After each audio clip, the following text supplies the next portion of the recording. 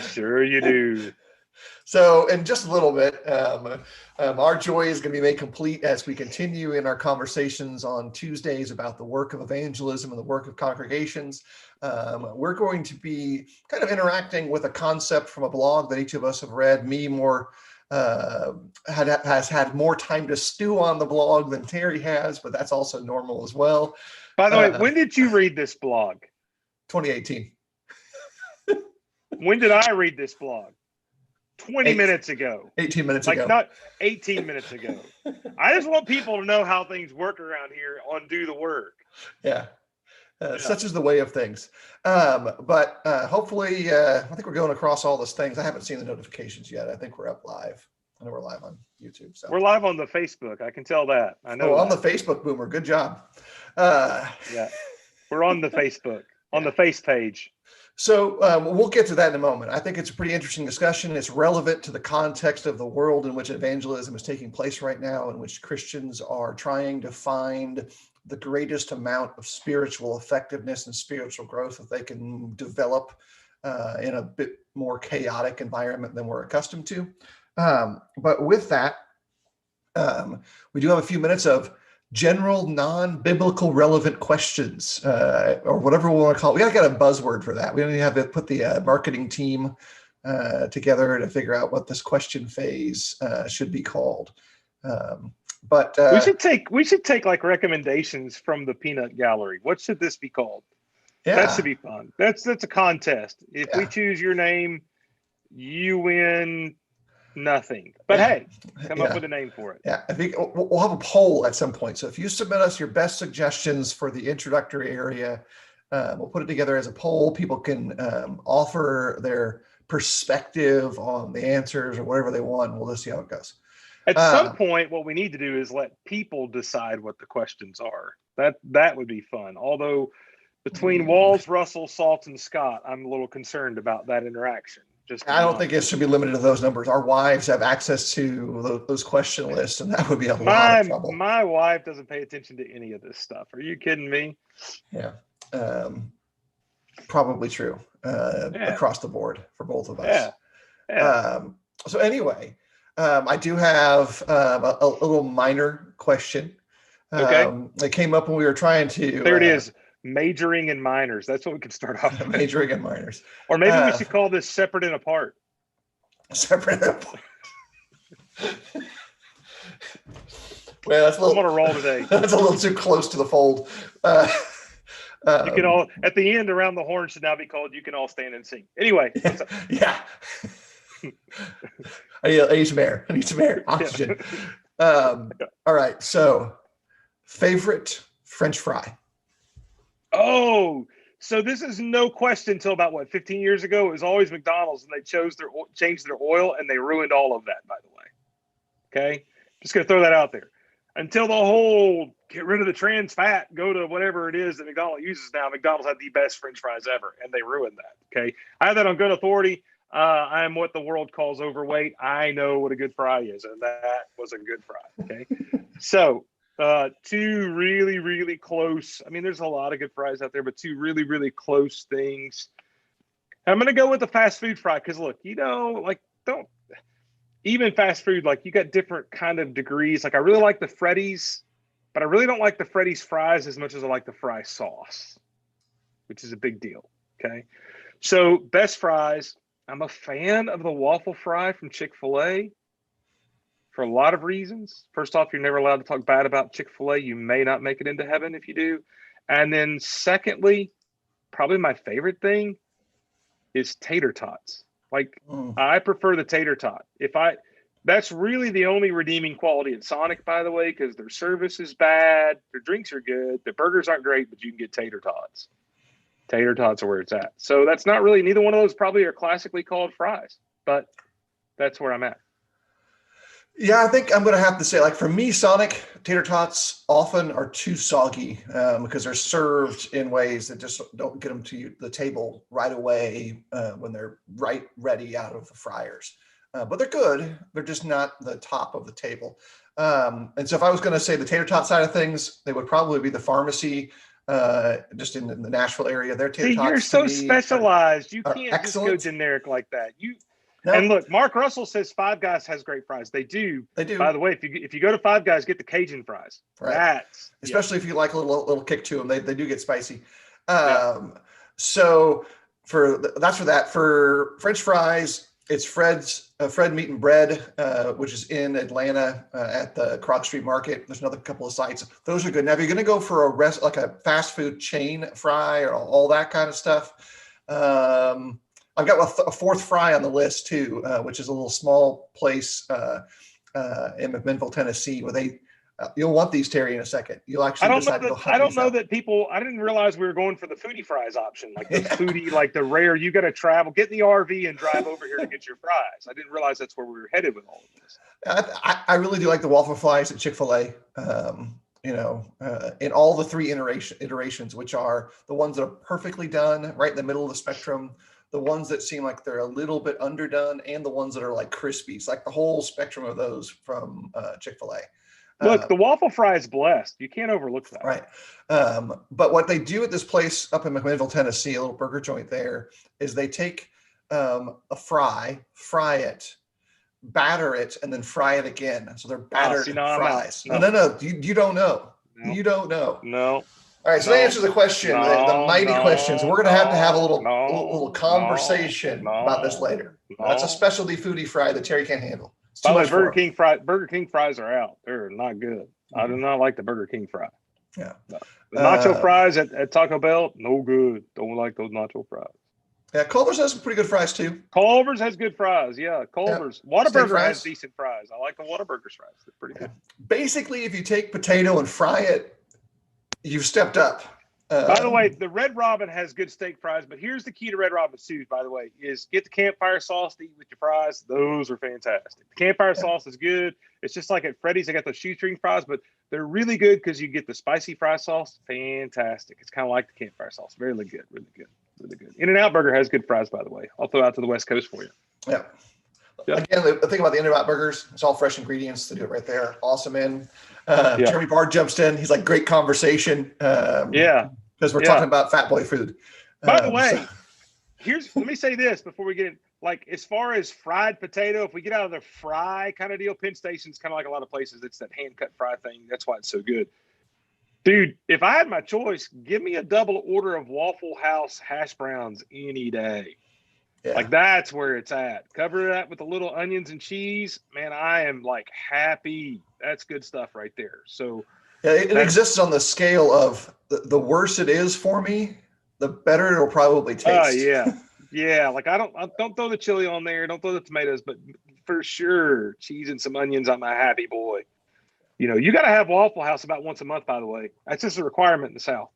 Yeah, I think it keeps our immune system functioning properly. It's part of absolutely. That may be why. Hey, look, the one place I've eaten breakfast at quite a few times during this whole COVID thing is Waffle House, and I think that's acted like a vaccine. I'm not kidding.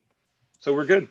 Well, it certainly helps you in your general immune system. Keeps all those DNA, RNA interactions going at peak performance. So your white blood cells are in great shape. They exercise regularly when you go there. By the way, what is more ironic than having to go to Waffle House and use a QR code to pull up the menu because of cleanliness during COVID when you look around? I'm just going to say, like, that part right there is the best part. Like, what we really want to do here is we really pay attention to hygiene. Use a QR code to get your menu. Oh, I'm at Waffle House. Anyway, we've run really late on the separate and apart discussion. Back to the meat. Yeah, Terry's ruining it. So let's get to the heart of the matter. I think something that's important for us to consider is, again, kind of getting focused on lessons that will help us as congregations for today. Part of the thing that I'm trying to help on the planning side for Do the Work this year is to give us some focused discussions. And one of them was evidenced by our first two conversations for the year, which is a better understanding of the rational reason to believe. Like, how do we understand that Jesus rose from the grave and the Bible is a legitimate text to answer questions about what God teaches us? And so we had some stuff about that. Well, in addition to that, one of the things that I think is really valuable for us believers, as leaders in congregations, because if you preach, you are by default leading in your congregation, is to build a culture that solves problems rather than continues in whatever failures existed in the past. And let me identify a couple of things I'm thinking about in my head. I talked to Terry about this just very briefly before we began, and he's probably going to tell me he should have more time to think about it, and I'm an idiot, which is also regular conversation. But here's By the the way, thing. you're doing all these pre-planning of do the work so that we have like quality and effort going forward. And just so people know, again, that joined in late, I find out like 3 minutes before we go on there what we're really talking about. Yeah. Anyway, so here's an illustration. For a long time, a metric of successful spiritual involvement was simply, do they show up for Bible classes? Do they show up for worship periods? Do they show up for special conversations? Do they show up for prayer meetings? Are they present? Without a doubt, the last 10 months have challenged the effectiveness of that metric. Can we rely on it as one of the things to consider in regards to, is this person developing spiritually? For all kinds of reasons. And this is not about whether it is lawful or legitimate or wise to meet in person. It's about the question is that metric one that really answers our question? And if it does or doesn't, the effort we place into pushing that point, is that where the effort needs to go? By the way, if you want to read the blog, Terry and I will probably link, I think I can probably link it here too. If I can dig around and find it. Here, I'm putting it on the old face page, but you'll send it out through the old Hootie suite or the not Hootsuite Restream. It'll go to everywhere. But there you go. There it is for those on Facebook, on your page and on the Do the Work page. Let me say this. I think one of the and here's the challenge to all of this for me personally, is you use two terms that I find to be at odds with each other in what we're trying to achieve. One of them is metric and the other one is culture. And what we want to do, because of the way we're trained in education, in vocation, in every area of our life, is we want some kind of metric that tells us there's a success.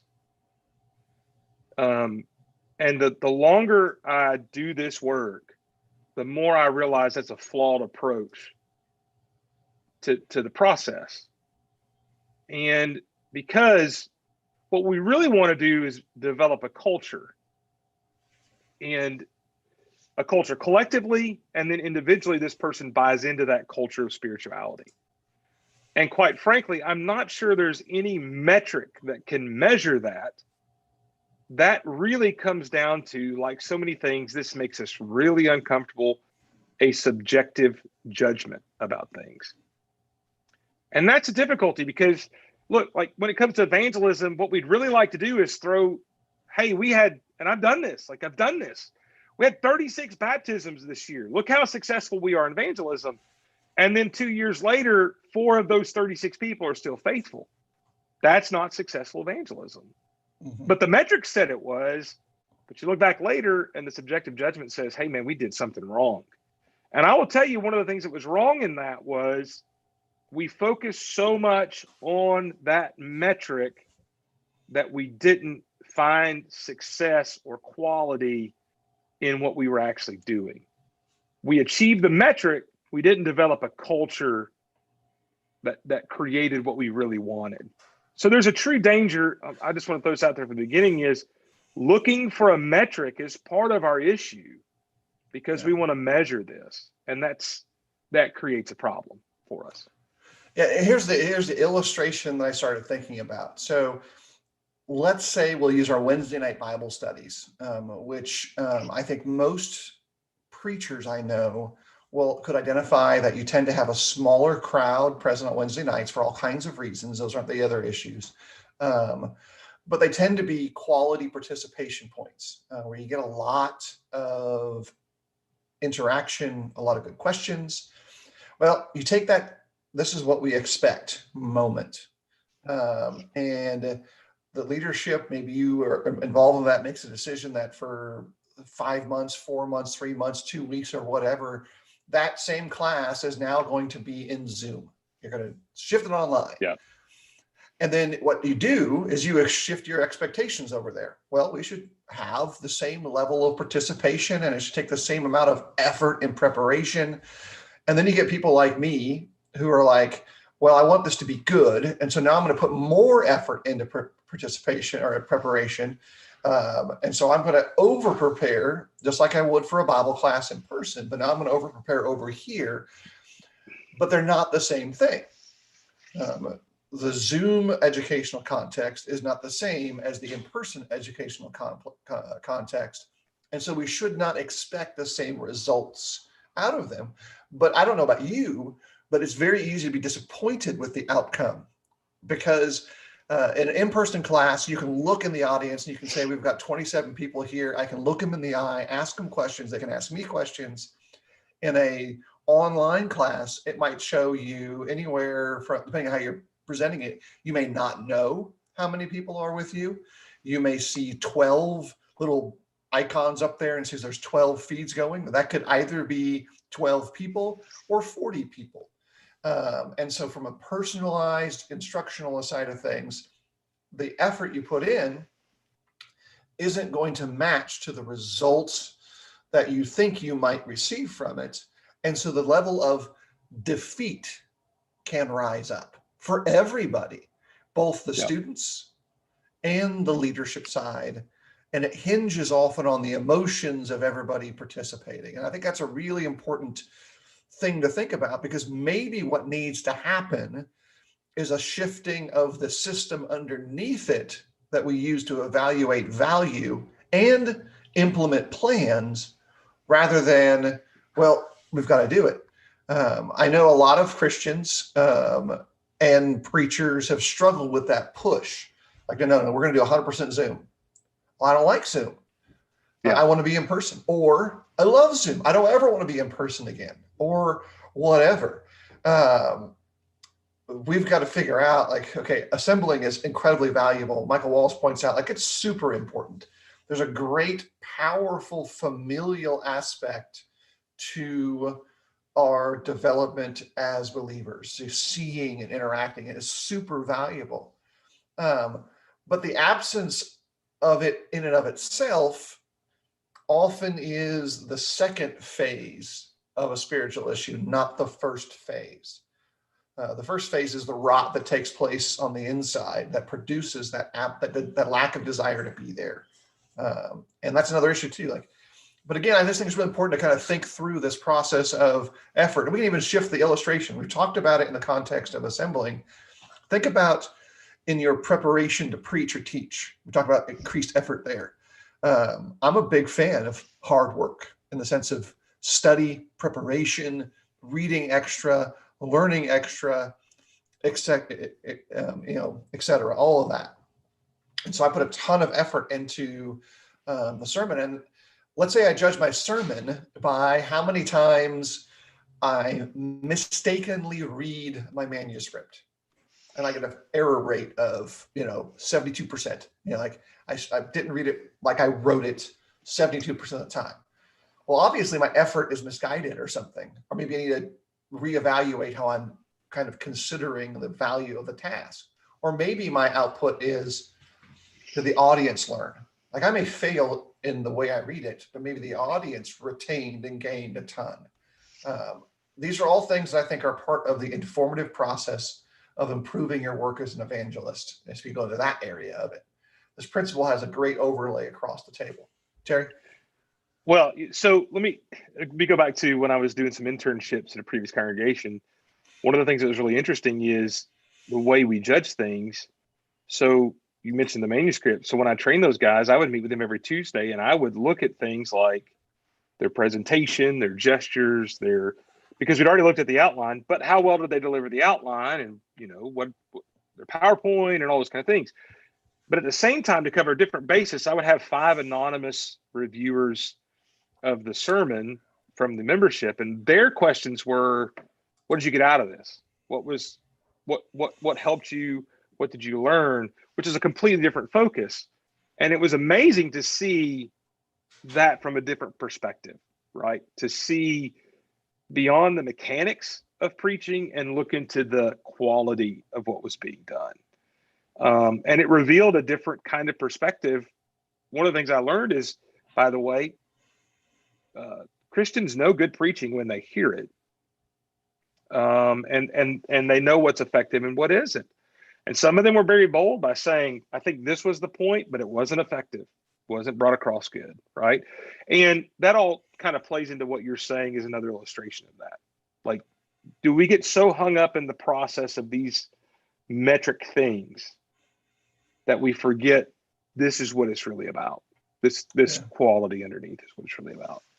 Yeah, you could even kind of narrow it down. How often has it been that deacons, young Christians, young participants in the assembly have had the job of standing up in the back and counting the heads, or as Warren King would say, the nickels and noses event, where every nickel gets posted and every nose gets identified up on the chart? It's information and it has value, but far too often we overvalue its impact and we're not willing to change how we see things. And most congregations, by the way, we put so much value on that it was in the front of the auditorium. Yeah, it was more important than the songs we're going to sing that day. In a lot of cases, like, it's okay if the songs didn't make it up. Right. But that attendance and that contribution was up there, buddy, every time. Like, how many churches have you gone to visit where the song board is empty, but the attendance board is completely filled out? Especially the peak attendance. Yeah. The membership record, that was always the best one, right? Yeah. And I got to tell you, like, where I'm at now and where I was at before, we did away with those boards. Like, we got rid of them. Yeah. They were gone. The song board was gone too, but we didn't. Now, we shared that information with our members through email, and I think it was in the bulletin most of the time too. So that information was still out there, but it wasn't so prominent that it was like right next to the Lord's Supper table. And I mean, just from a visual standpoint, think about that. Yeah, and look, I firmly think that like I said, that information is useful. Right. It's just got to get even the proper priority in like what we're going to lay out. Like, this is going to be important, right? Yeah. By the way, if you guys have comments or things that you think are valuable to what we're talking about, please include them in your comments across the board. We'll see them. Let me talk about a difference in approach here between what I think is like how we normally approach this from a metric versus a more quality-based thing. And that is, when it comes to attendance, most of us have, if you're on a website that is a congregate website, one of the features there is you can take attendance of your members. It's attached to the database of your directory. It only looks at current members, and you can actually mark who's there, who's not.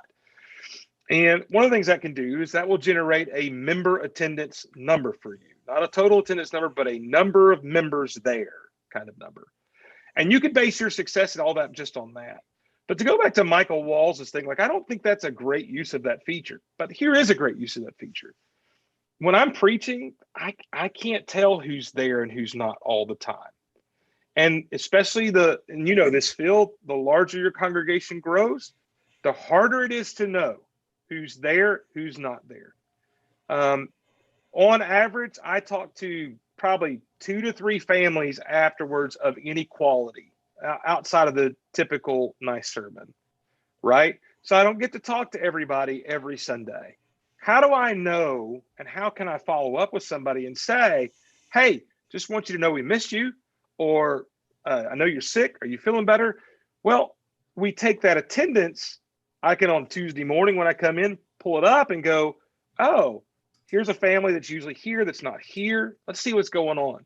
And I can check in with them, not as a reason to keep their attendance so we can disfellowship them at a certain number, not the purpose at all. Would never use that data that way. We don't even collect the data that way, period. It's just a week by week. Here's a way for me to know Joe wasn't here. I want to reach out to Joe. Maybe that's a phone call. Maybe it's a text. Maybe it's card. Maybe under different circumstances, it's a visit. But I'm going to go talk to Joe. I want to connect with Joe and tell Joe, not that he needs to be at church so that our numbers go up, but I want to tell Joe, hey, I missed you. Okay. I know you weren't there Sunday. That's a completely different approach between those two things.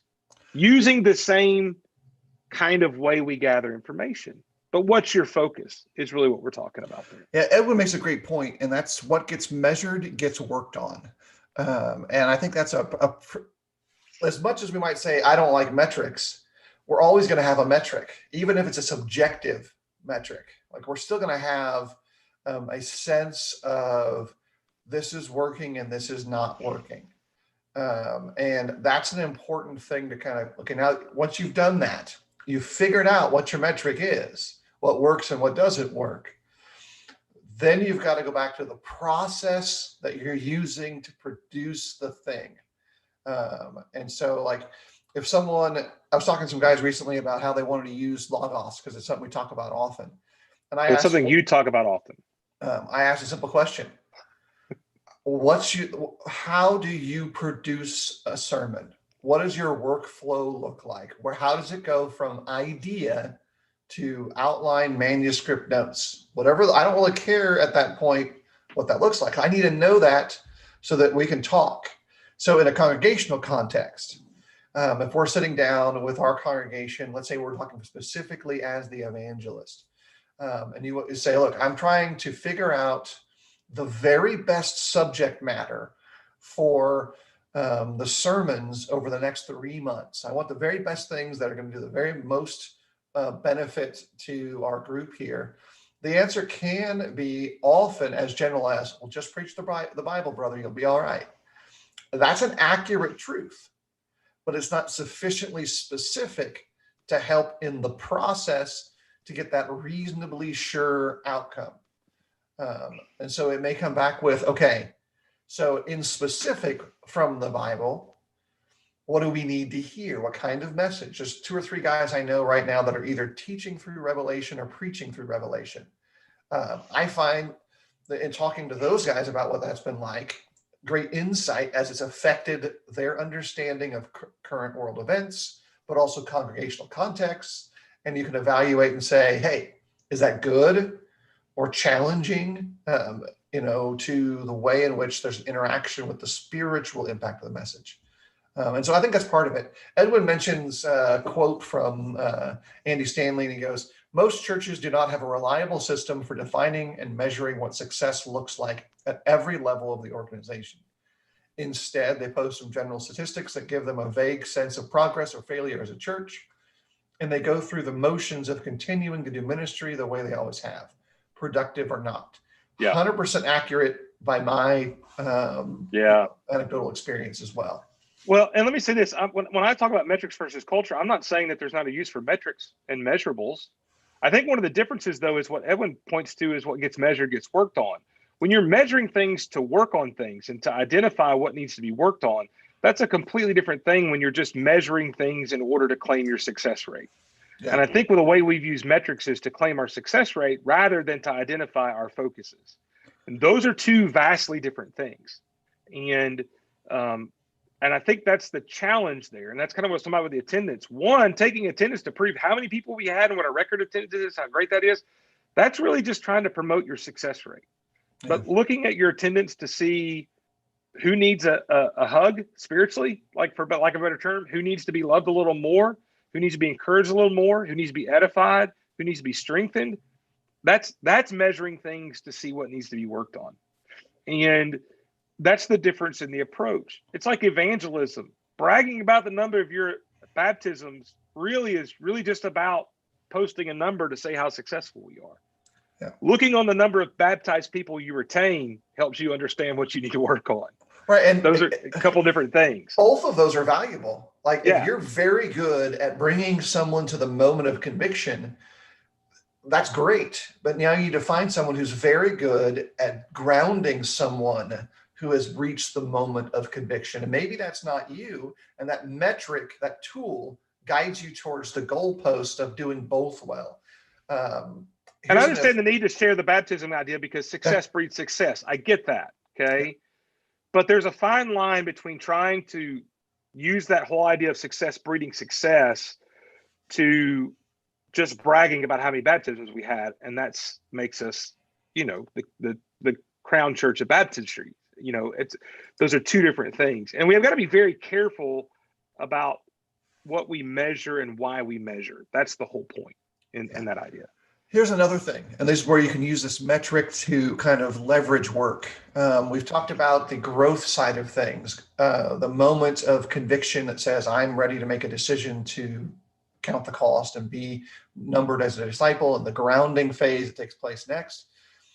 Try this metric. Go back and get every single prior edition of your directory that you can find, and with every single one of them, and then sit down with leadership and go through a couple of thought questions like, okay, the people that are on this directory that still live in our county, let's pray for them.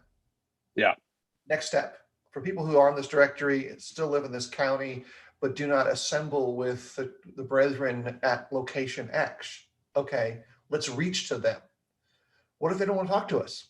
That doesn't stop our need to reach to them.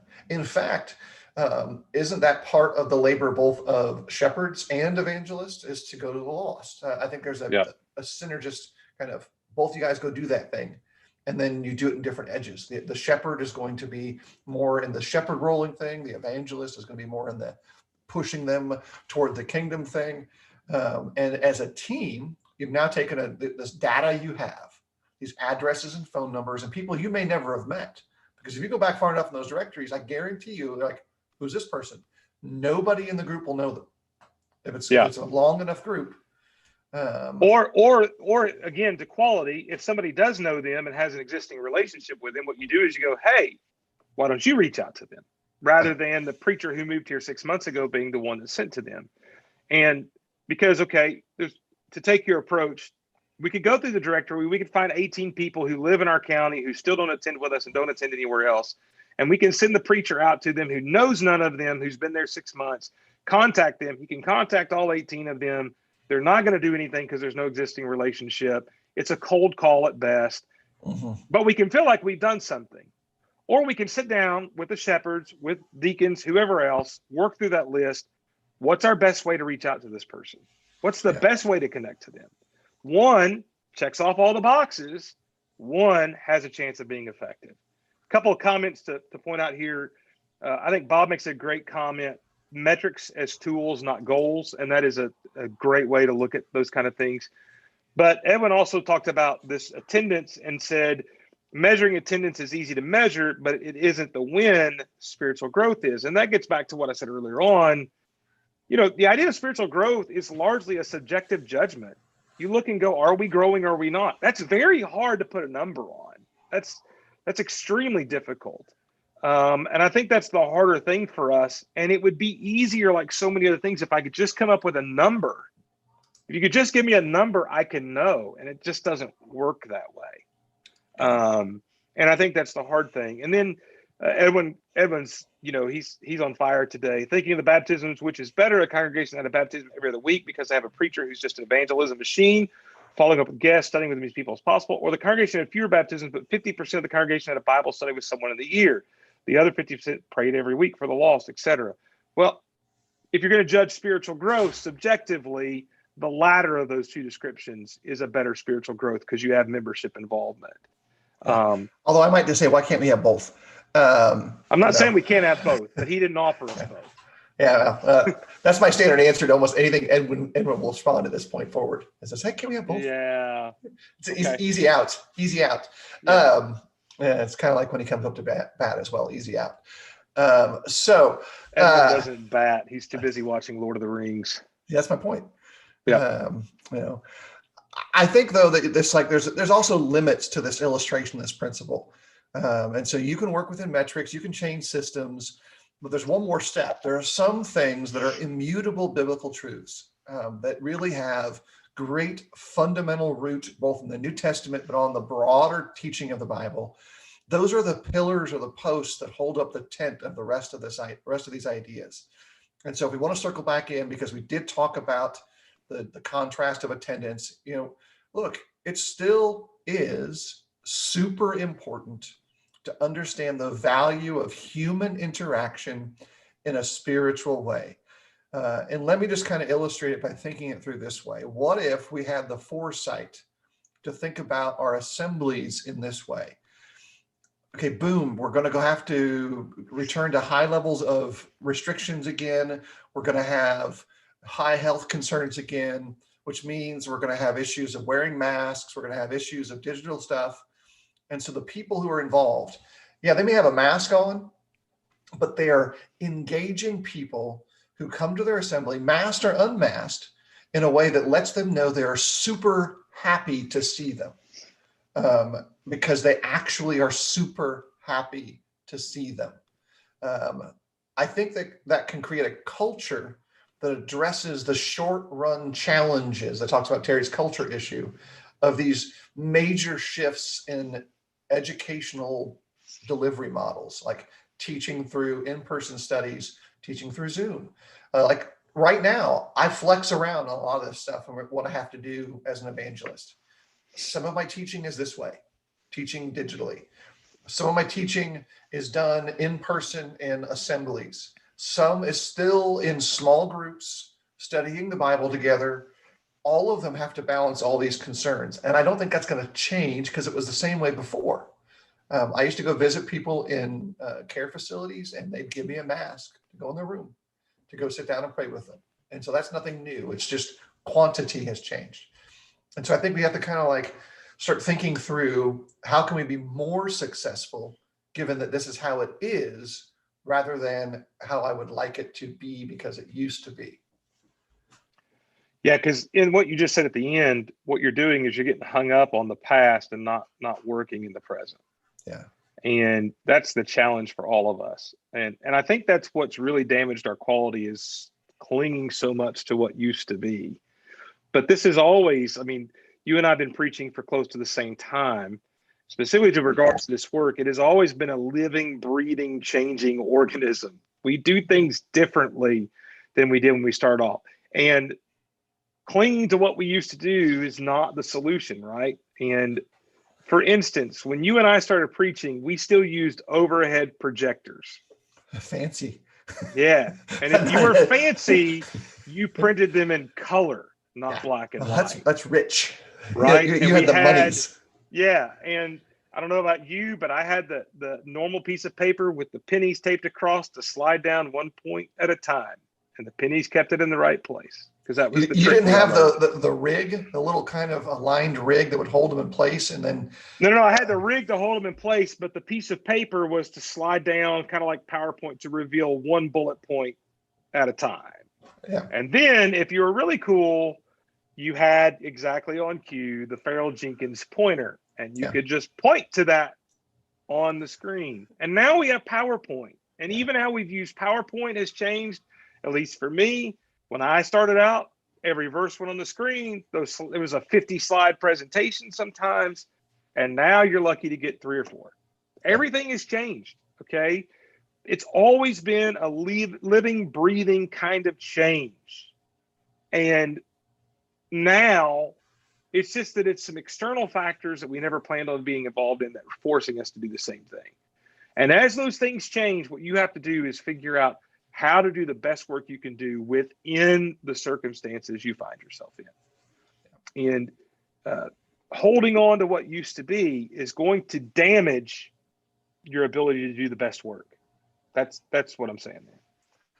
And I think just on, small little steps to reevaluate what we want to define as success as an evangelist, as a leader, and realize that those success points may shift as new insight comes into your immediate context. One of the great things about autonomy, that self-governing concept, is that what works here may not work if you go somewhere else because of culture, because of the context of the place around there, about what their experiences have been. That flexibility is kind of a skill you've got to have. And the Bible principle you're looking about is Paul's ability to be considered all things to all people. He was willing to serve in those very flexible contexts, which were probably uncomfortable. I think that's something important to recognize. It's good to have Charlene and others joining back in. We've had a number of folks that hadn't been able to be part of the studies. and looking forward to the next year. We've got a good slate of textual things that will be kind of connected as well that we'll be looking into.